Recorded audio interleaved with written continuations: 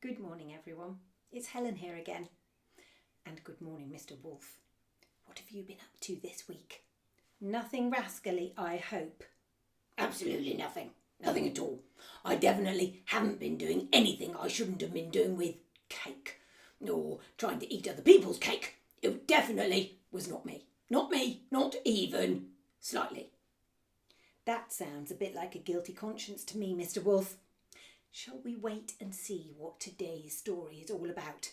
And then we'll see at the end whether or not you've been misbehaving. What do you think, everyone? Do you think Mr Wolf has been a kind and good wolf this week? Well, the story this week starts on the edge of the wood where Mr Wolf lives. It's an enormous wood with lots of little pathways and hidden cottages where many different characters make their home. Right at the edge of the wood lives a little girl with her mummy and daddy. One of her absolutely favourite things to do is to cook, especially cake, and the delicious smell of her chocolate brownies and honey and oat biscuits wafts along the pathways of the woodland most days.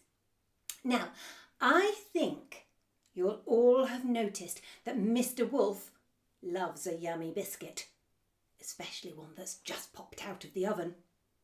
Mr Wolf had taken to sitting just down the woodland pathway from Little Red Riding Hood's cottage and sniffing loudly and longingly as she cooked.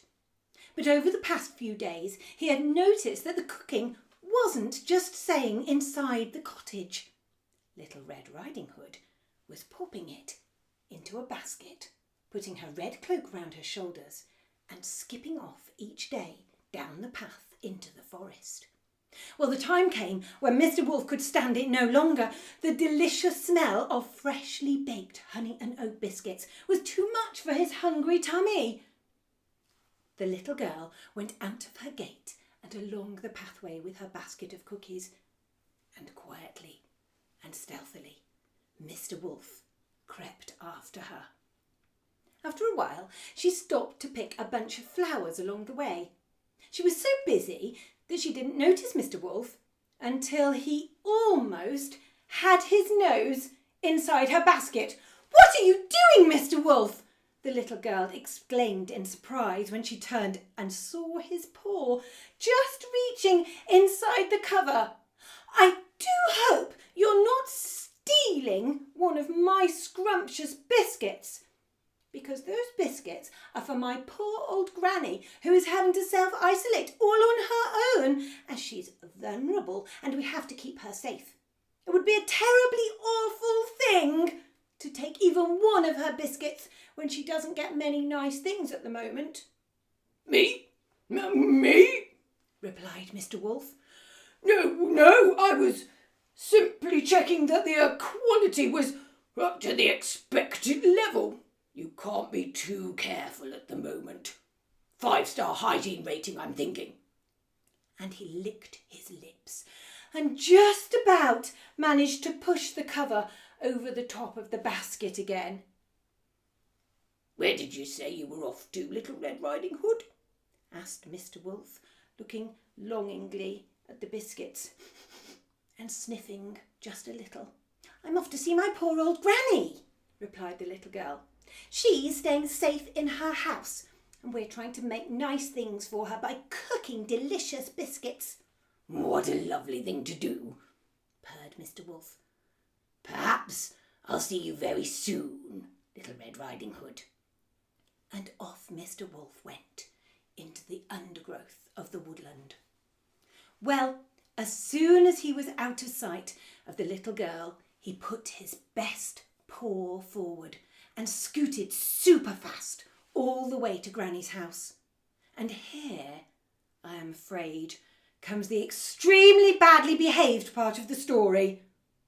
Once Mr Wolf arrived at the cottage, he knocked at the door and said in a rather squeaky little girl voice, "Hello, Granny, I brought you some delicious cookies."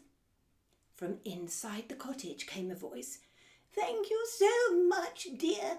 Just pop them on the step and I'll come and collect them in a moment when you're safely away from them. We must stick to the rules rules, you know. Well, that naughty Mr. Wolf. I'm sorry to say that he didn't stick to the rules.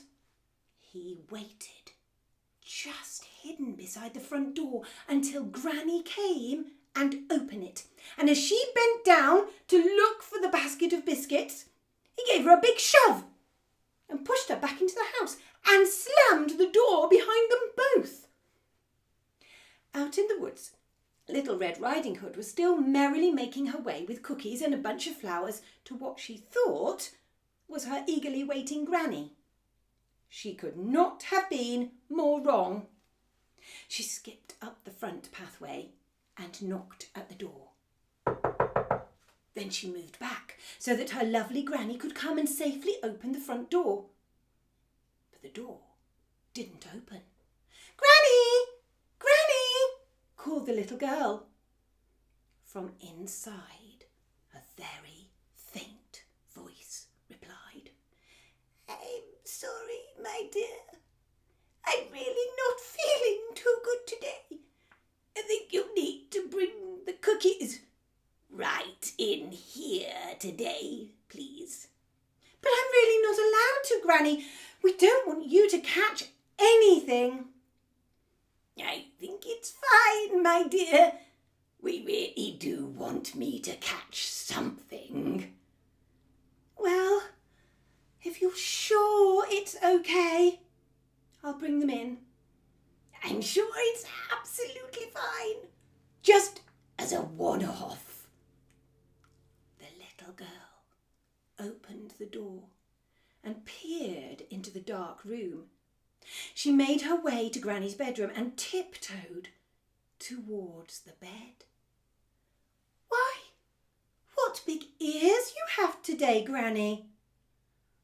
"All the better to hear your little footsteps bringing me yummy biscuits." Little Red Riding Hood took another step forwards.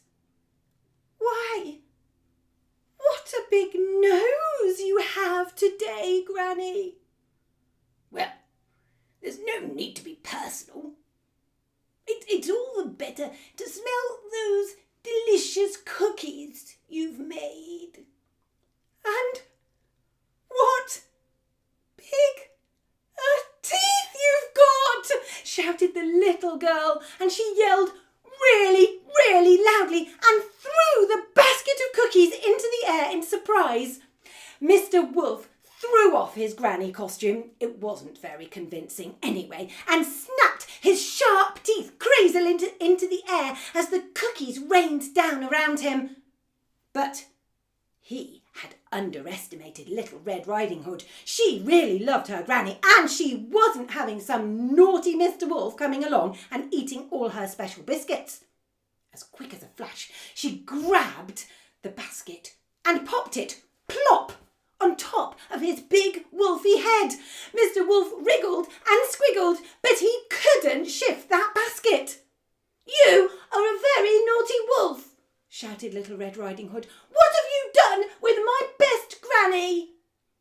But Mr. Wolf's voice was so muffled that the little girl really couldn't hear his reply.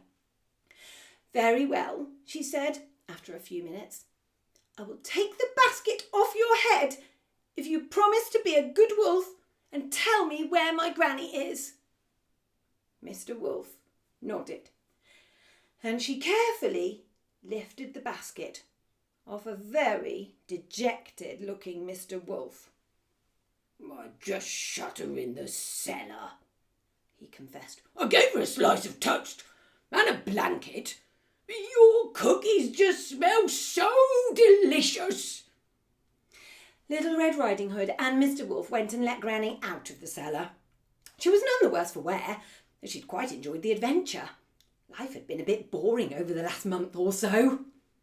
They both forgave Mr. Wolf, and they even shared some of the biscuits with him, which I think was very nice of them, considering everything.